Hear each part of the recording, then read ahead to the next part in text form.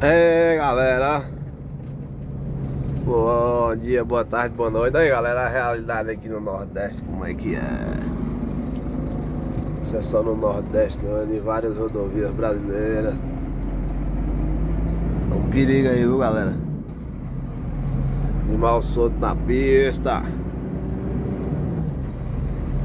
Tem que ficar atento na pegada.